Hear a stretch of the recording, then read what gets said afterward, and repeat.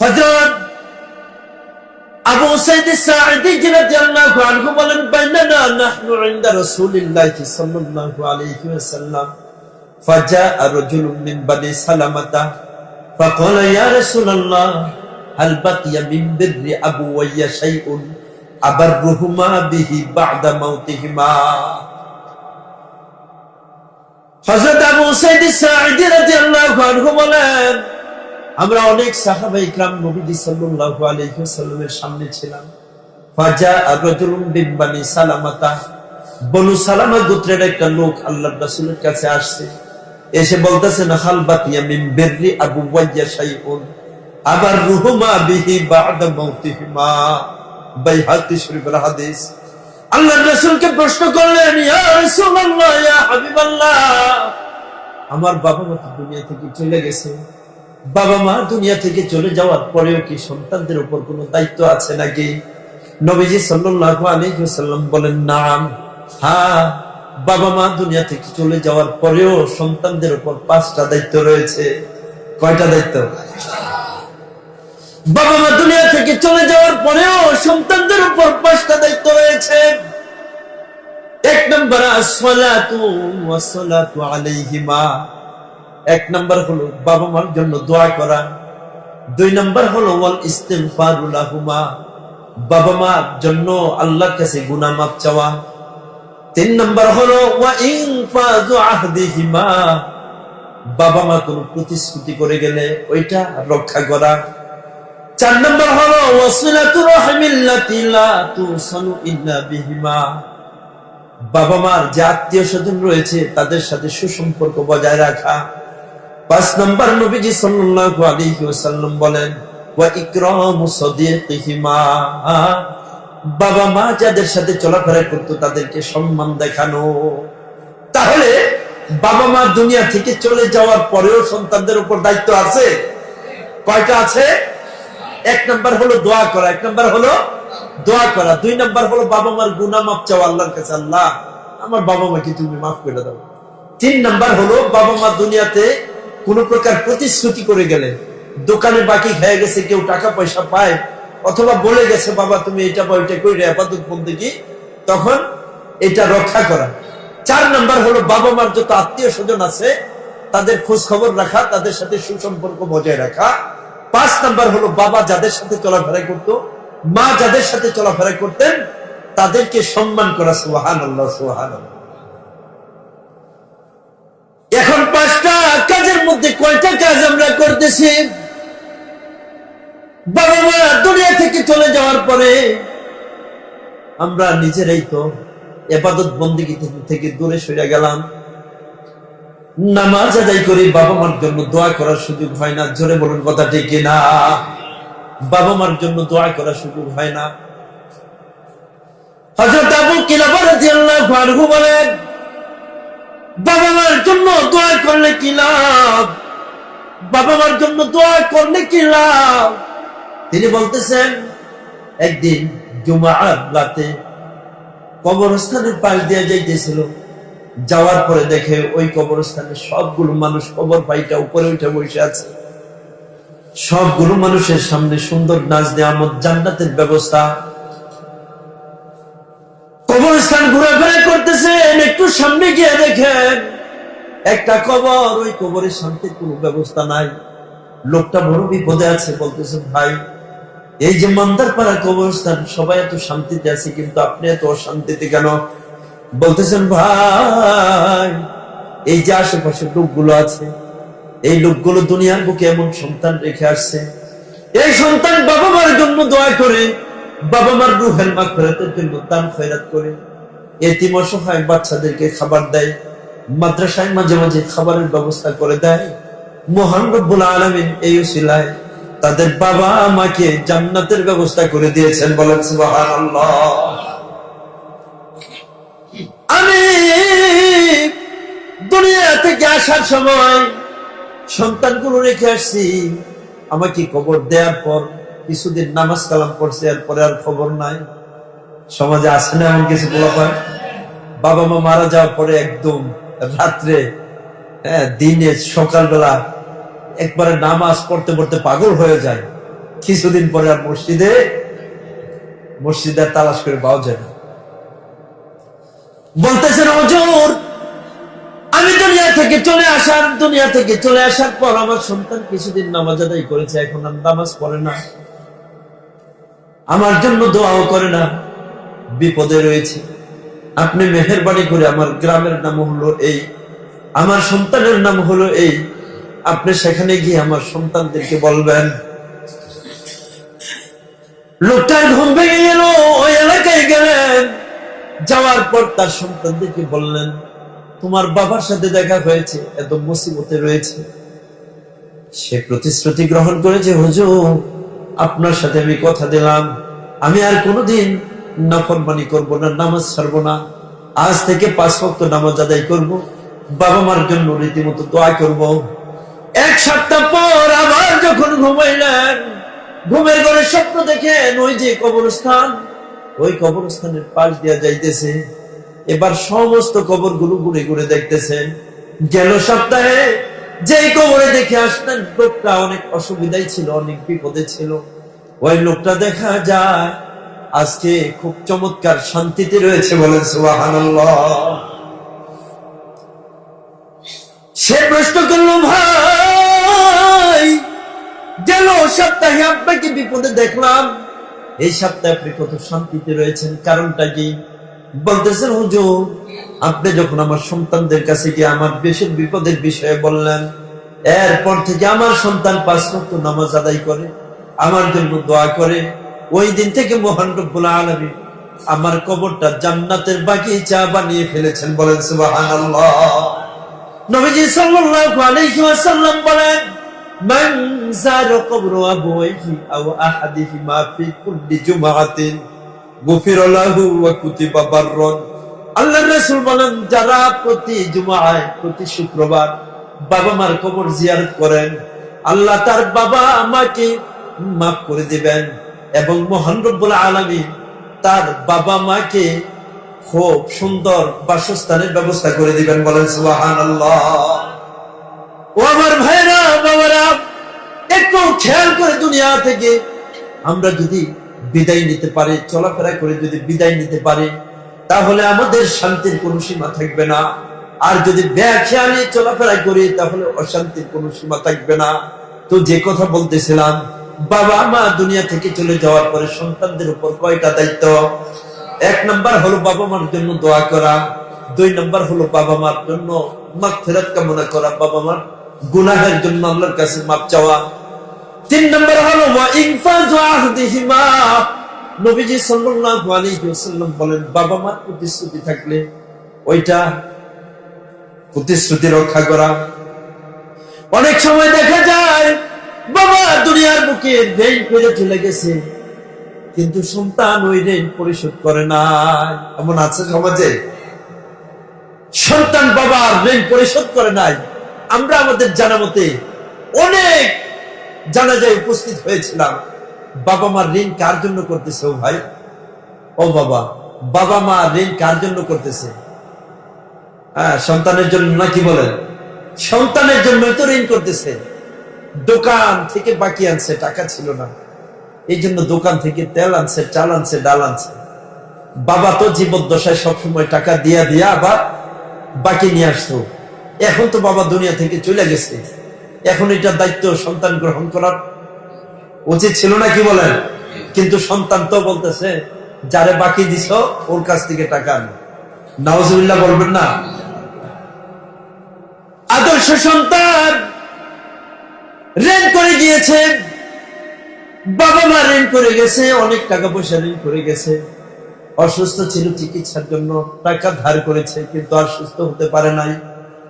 তুমি টাকা পয়সা দিতে পারতেছো না, একটু মোটামুটি ভাবে দেয়া হইলো, তার কাছে কি করার দরকার? মাপ চাওয়ার দরকার নেই? দিতে পারতেছো না ভাই, বাবা অনেক টাকা ঋণ করে গিয়েছে, আমার সাধ্য নাই টাকা পয়সা দেওয়ার মতো, এই নেন, এই পর্যায়ে দিলাম, মেহেরবানি করে ক্ষমা করে দেন। নবীজি সাল্লাল্লাহু আলাইহি ওয়াসাল্লাম বলতেছেন, আনাবি সালামাত রাদিয়াল্লাহু আনহু আন্নাহু ক্বালা বাইনানা নাহনু ইনদা রাসূলিল্লাহি সাল্লাল্লাহু আলাইহি ওয়াসাল্লাম فجاء رجل فأتي بجنازة فقال النبي صلى الله عليه وسلم هل عليه دين قالوا لا قال هل ترك شيئا قالوا لا فصلى عليه নবীজি সাল্লাল্লাহু আলাইহি ওয়াসাল্লামের কাছে যখন কোন জানাজার নামাজ আসে সঙ্গে সঙ্গে আল্লাহর রাসূল জিজ্ঞাসা করলেন সে কি ঋণগ্রস্ত কিনা। যদি ঋণগ্রস্ত হয় নবীজি সাল্লাল্লাহু আলাইহি ওয়াসাল্লাম বলতেন সে কি ঋণ পরিশোধ করার মতো সম্পদ রেখে গিয়েছে কিনা। বলতেন ইয়া রাসূলুল্লাহ, তখন নবীজি তার জানাজা পড়তেন। যদি ঋণগ্রস্ত ছিল কিন্তু টাকা পরিশোধ করার মতো কোনো সম্পদ ছিল না বা সন্তানেরও ঋণ পরিশোধ করার দায়িত্ব নেই নাই, নবীজি সাল্লাল্লাহু আলাইহি ওয়াসাল্লাম কোনদিন তার জানাজা পড়তেন না। নাফসুল মুমিনি মুআল্লাকাতুন বিদাইনিহি, মুসলিম শরীফের হাদিস, হযরত আব্দুল্লাহ ইবনে ওমর রাদিয়াল্লাহু আনহু থেকে বর্ণিত। যতদিন পর্যন্ত ঋণ পরিশোধ না করবে ততদিন পর্যন্ত তার রূহটা লটকানো থাকবে, সে জান্নাতে যেতে পারবে। এই জন্য বিষয়গুলো খুব ভালোভাবে খেয়াল রাখা ভাই। সময় তো আস্তে আস্তে পার হয়ে যাচ্ছে, বৃদ্ধ হয়ে যাচ্ছে, কিন্তু কোন কোন পরিস্থিতিতে আমরা চলাফেরা করতেছি, বাবা মাকে কেন অবহেলার চোখে দেখতেছি, বাবা মার প্রতি কেন খেয়াল রাখি না। বাড়ি গাড়ি প্রাসাদ অট্টালিকা কত কিছু করেছি, কিন্তু বাবা ভিক্ষা করে। বাড়ি গাড়ি প্রাসাদ অট্টালিকা কত কিছু করেছি। সাধারণত এখন বর্তমান সময়ে হয়তো সর্বোচ্চ বয়স বেশি বেড়ে গেলে হয়তো ডায়াবেটিসের ওষুধ খায়, অথবা হার্টে কোনো সমস্যা দেখলে প্রেশারিটিসের ওষুধ খায়। একদম অল্প টাকা, এই অল্প টাকা ঔষধগুলো বাবা মা কিনতে পারে না সন্তানদের সুনজর না থাকার কারণে। সন্তান বাবা মার প্রতি খেয়াল রাখে না, তার সন্তানের স্ত্রী শ্বশুর শাশুড়ির প্রতি খেয়াল রাখে না। বর্তমান পরিস্থিতি কতটা ভয়াবহ হয়ে যাচ্ছে। আল্লাহ তুমি আমাদের হেফাজত করো, সকলে বলে আমিন। সর্বপ্রকার নাফরমান সন্তান থেকে আমাদেরকে তুমি হেফাজত করো, সকলে বলে আমিন। এখন বাবা মার জন্য বেশি বেশি দোয়া করা। হযরত আব্দুল্লাহ ইবনে আব্বাস রাদিয়াল্লাহু আনহু থেকে বর্ণিত বাইহাকী শরীফের হাদিস, নবীজি সাল্লাল্লাহু আলাইহি ওয়াসাল্লাম বলতেছেন মাল মাইয়িতু ফিল কবরি ইল্লা কাল গরিকিল মুতাফাওবিসি ইনতাজিরু ইলা ওয়ালিদাইহি। নবীজি সাল্লাল্লাহু আলাইহি ওয়াসাল্লাম বলেন, বাবা মা দুনিয়া থেকে চলে যাওয়ার পরে তারা সমুদ্রে ডুবন্ত সাহায্য কামনাকারী ব্যক্তিদের মতো আমাদের দিকে তাকায় থাকে।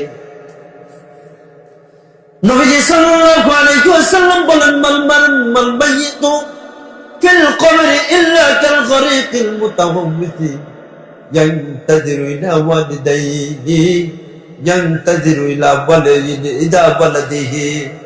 নবীজি সাল্লাল্লাহু আলাইহি ওয়াসাল্লাম বলেন, দুনিয়ার দিকে তাকায় থাকে, আমার কোন সন্তান আমার জন্য দোয়া করে কিনা, আমার বাবা মা আমার জন্য দোয়া করে কিনা, আমার বন্ধু বান্ধব আমার জন্য দোয়া করে কিনা।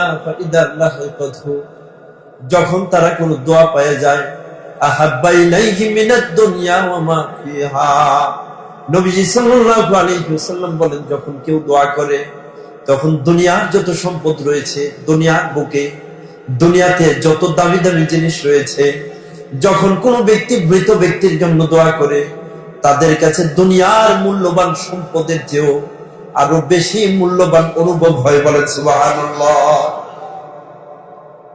فإذا لحقته كان أحب إليه من الدنيا وما فيها وإن الله تعالى لا يدخل على أهل القبور من دعاء أهل الأرض أمثال الجبال। নবীজি সাল্লাল্লাহু আলাইহি ওয়াসাল্লাম বলেন, যখন কেউ বাবা মার জন্য দোয়া করে, 3 বার সূরা ইখলাস পড়ে দোয়া করছে, সূরা ফাতিহা পড়ে দোয়া করছে, 2 রাকাত নামাজ আদায় কইরা দোয়া করে, আল্লাহ আমি যে 2 রাকাত নামাজ পড়লাম এই নামাজের সওয়াবগুলো বাবা মার রূহের মাগফিরাতের জন্য পৌঁছায় দাও। নবীজি সাল্লাল্লাহু আলাইহি ওয়াসাল্লাম বলেন, এই ছোট ছোট সওয়াবগুলো মহান রব্বুল আলামিন তার আত্মীয় স্বজনের জন্য বিশাল বড় পাহাড়ে রূপান্তরিত করে পৌঁছায় দেয়। বলেন সুবহানাল্লাহ। ওয়া ইন্নাল্লাহা তাআলা লা ইয়াদখিলু আলা আহলিল কুবুরি মিন দুআই আহলিল আরদি আমসালাল জিবাল ফা ইযা লাহিকাতহু কানা আহাব্বা ইলাইহি মিনাদ দুনিয়া ওয়া মা ফিহা ওয়া ইন্না হাদিয়াতাল আমওয়াতি মিনাল আহইয়াই আল ইস্তিগফারু লাহুম।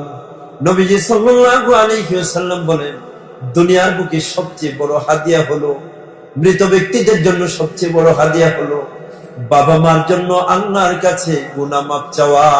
বাবা মার জন্য আল্লাহর কাছে গুনাহ মাফ চাওয়া, আল্লাহ আমার বাবা মাকে না তুমি মাফ করে দাও, আমার বাবা মাকে তুমি মাফ করে দাও। আল্লাহর রাসূল বলেন মৃতদের জন্য এটাই হলো সবচেয়ে বড় হাদিয়া। বলেন সুবহানাল্লাহ। বাইহাকি শরীফের আরেক হাদিস হযরত আবু হুরায়রা রাদিয়াল্লাহু আনহু থেকে বর্ণিত, নবীজি সাল্লাল্লাহু আলাইহি ওয়াসাল্লাম বলেন, ইন্নাল্লাহা লা ইয়ারফা'ু দারজাতান লিল 'আবদিস সালিহ ফিল জান্নাহ ফায়াকুলু আন্না লি হাদিহি ইয়া রাব্বি ফায়াকুলু বিইস্তিগফারি ওয়ালাদিকা লাকা।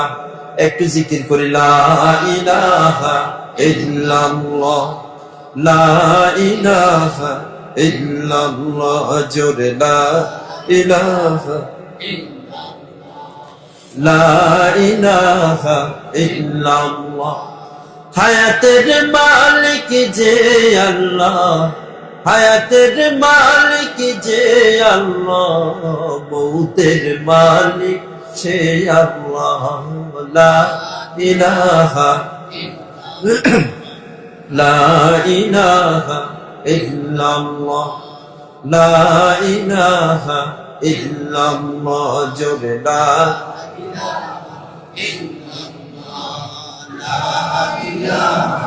ইল্লাল্লাহ, লা ইলাহা ইল্লাল্লাহ, মুহাম্মাদুর রাসূলুল্লাহ সাল্লাল্লাহু আলাইহি ওয়াসাল্লাম। নবী সাল্লাল্লাহু আলাইহি ওয়াসাল্লাম বলেন, হঠাৎ করে বাবা মার কবরে তাদের সম্মান বেড়ে যায়, জান্নাত প্রশস্ত হয়ে যায়। তখন তারা মহান রব্বুল আলামিনের দরবারে বলতে থাকে, আল্লাহ আমার হঠাৎ করে এত সম্মান বেড়ে গেল কেন, আমার জান্নাতে তো প্রশস্ত হয়ে গেল কেন? রব্বুল আলামিন আমার জন্য হঠাৎ করে আগের তুলনায় এখন বন্দোবস্ত আরো সুন্দর কেন? তখন মহান রব্বুল আলামিন বলেন, বিইস্তিগফারি ওয়ালাদিকা লাকা, তোমার সন্তান এইমাত্র তোমার জন্য আমার কাছে ক্ষমা চাইছে, আমি আল্লাহ তোমারে মাফ করে দিয়া তোমাকে জান্নাতে আরো বেশি সম্মানিত করে ফেলেছি। বলেন সুবহানাল্লাহ। দোয়া করার মতো সন্তান রেখে যাওয়ার দরকার আছে কিনা? জোরে বলুন, আরো জোরে বলুন। আল্লাহর রাসূল বলেন, ইযা মাতাল ইনসানু ইনকাতা আনহু আমালুহু। নবীজি সাল্লাল্লাহু আলাইহি ওয়াসাল্লাম বলেন, ও আমার উম্মতেরা একটু জিকির করি, লা ইলাহা ইল্লাল্লাহ, লা ইলাহা ইল্লাল্লাহ, লা ইলাহা ইল্লাল্লাহ, মুহাম্মাদুর রাসূলুল্লাহ সাল্লাল্লাহু আলাইহি ওয়াসাল্লাম। নবীজি সাল্লাল্লাহু আলাইহি ওয়াসাল্লাম বলেন, হে আমার উম্মতেরা তোমরা শোনো, দুনিয়া থেকে মানুষ চলে যাওয়ার পরে তার সমস্ত ইবাদত বন্দেগীর দরজা বন্ধ হয়ে যায়। তিনটা ইবাদত ছাড়া। কয়টা ইবাদত? তিনটা কাজ ছাড়া। এক নম্বর হলো সাদকাতুন জারিয়া। দুনিয়ার বুকে জনকল্যাণমূলক কোন কাজ করে গেলে এই সওয়াব তার আমলনামায় কিয়ামত পর্যন্ত বসতে থাকবে। বলেন সুবহানাল্লাহ। দুই নম্বর হলো আও ইলমিন ইউনতাফাউ বিহি, দুনিয়াতে ইলম শিখার পরে মানুষকে শিখিয়ে দিয়েছে। তিন নম্বর হলো আও ওয়ালাদিন সালিহিন ইয়াদউ লাহু, দুনিয়ার বুকে নেক সন্তান রেখে গেছে। সুবহানাল্লাহ বলুন না, নেক সন্তান রেখে গেছে। এখন তো আমরা সন্তান রেখে যাই, হ্যাঁ, আইফোনওয়ালা, বাইকওয়ালা, বাড়িওয়ালা সন্তান রেখে যাই। জোরে বলুন কথা ঠিক কিনা? দোয়া করনেওয়ালা সন্তান রেখে যায়, দোয়া করনেওয়ালা সন্তান নাই এখন বর্তমানে। এখন আইফোনওয়ালা সন্তান পাইবেন, বাইকওয়ালা সন্তান পাইবেন, দোয়া করনেওয়ালা সন্তান। দোয়া করনেওয়ালা সন্তান এটা অনেক বড় নিয়ামত। এই সন্তান ইবাদত বন্দেগী করতেছে, নামাজ পড়তেছে, রোজা রাখতেছে, এগুলার সওয়াব আল্লাহ রাব্বুল আলামিন বাবা মার অ্যাকাউন্টে জমা রাখবেন। বলেন সুবহানাল্লাহ। চেষ্টা করবো তো ইনশাআল্লাহ, ইবাদত বন্দেগী করার মতো ছেলে মেয়ে রেখে যাওয়ার চেষ্টা করবো ইনশাআল্লাহ। আল্লাহ রাব্বুল আলামিন তৌফিক দান করুন, সকলে বলে আমিন। একটা গুড নিউজ, কিছুক্ষণ আগে সংবাদ আসছে, আমাদের কাসিমুল উলুম মাদ্রাসা, আপনারা জানেন, আব্দুল হাই ভাইয়ের ছেলে সাবিত আমাদের মাদ্রাসায় পড়েছিল। আল্লাহ যেন এই সন্তানটারে কবুল করেন, সকলে বলে আমিন। আমাদের মান্দারপাড়ার যে সকল ছেলে মেয়েগুলো মাদ্রাসায় পড়াশোনা করছে বা করতেছে, আল্লাহ যেন তাদেরকে আমাদের জন্য সদকায়ে জারিয়ার উসিলা হিসেবে কবুল করেন, সকলে বলে আমিন। আর ছেলে মেয়ে দুনিয়াতে দিনদার হিসেবে রেখে যাওয়ার চেষ্টা করবো ইনশাআল্লাহ। যাদের বাবা মা বেঁচে আছে, মা বোনেরা যারা বাহিরে থেকে আলোচনা শুনতেছেন, আল্লাহ সাক্ষী, কে সাক্ষী, যাদের বাবা মা শ্বশুর শাশুড়ি বেঁচে আছে, আমরা কখনো বাবা মাকে ধমক দিব না, বাবা মাকে কষ্ট দিব না, নিজেদের সাধ্য মতো বাবা মার সেবা যত্ন করব। এমন কে কে আছে একটু হাত উঠায় দেখাই। আল্লাহু আকবার, আল্লাহু আকবার। আল্লাহ তুমি কবুল করো, সকলে বলে আমিন। বাবা মার সেবা করার তৌফিক দান করো, সকলে বলে আমিন। কখনো বাবা মা যেন কোনোদিন কোনো কষ্ট না পায়, আমাদের সবাই ওইভাবে চলাফেরা করার তৌফিক দান করো, সকলে বলে আমিন। এবার হাত নামাই। ওয়া আখির দাওয়ানা আলহামদুলিল্লাহি রাব্বিল আলামিন।